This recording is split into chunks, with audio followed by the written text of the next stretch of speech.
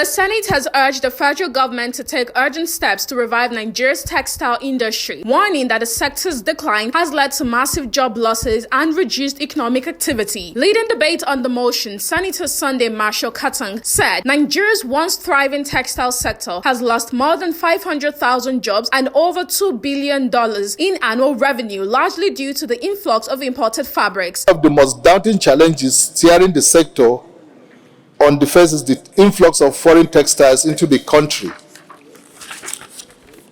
Also worried that with the lifting of the ban on textile importation in 2010, Nigeria now has almost 80% of its textiles imported from China, Indonesia, Taiwan, and other countries.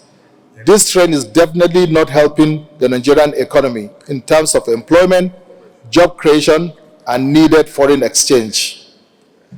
Accordingly, the Senate resolves to call on the federal government, Ministry of Agriculture, Ministry of Trade and Investment as a matter of urgency to ensure the revival of the textile industries in Kaduna and Kano in particular and the country in general, as this will further create job opportunities for the unemployed population of our country, thereby addressing youth restiveness and attendant insecurity. Supporting the motion, Senator Adams Oshiomhole stressed that rebuilding local industries is critical to creating jobs and addressing youth unemployment. For the manufacturing sector, we necessarily create a job-led economic growth that will provide jobs for everyone, leading to more prosperity and reducing the number of idle hands. Sometimes I wonder, those people who are working in Sharada, Ikano, and Bopai, what can they be doing now?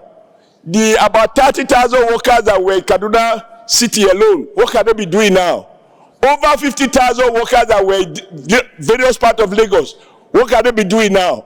Those around Onitsha, Aba, I mean, we can go on and on and on.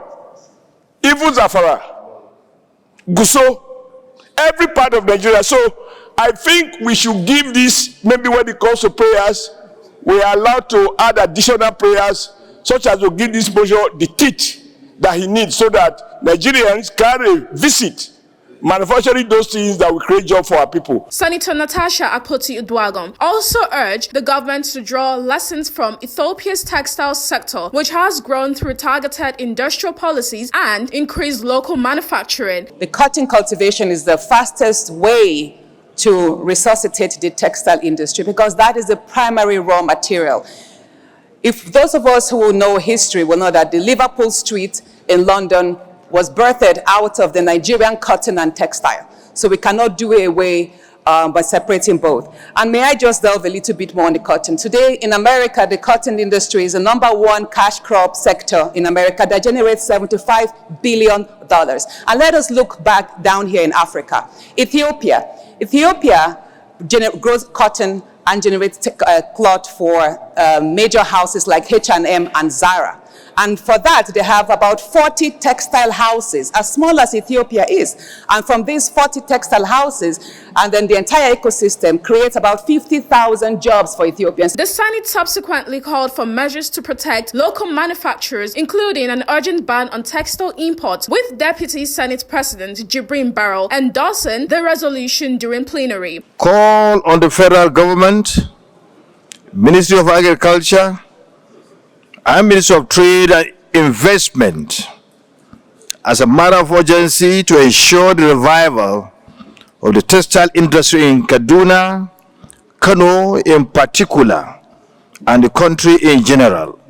As these will further create job opportunities for the unemployed population of our country, thereby addressing youth restiveness and attendant insecurity. The lawmakers say reviving the textile industry, particularly in the Kaduna to Kano axis, could help restore jobs, boost domestic production, and reduce Nigeria's dependence on imported fabrics.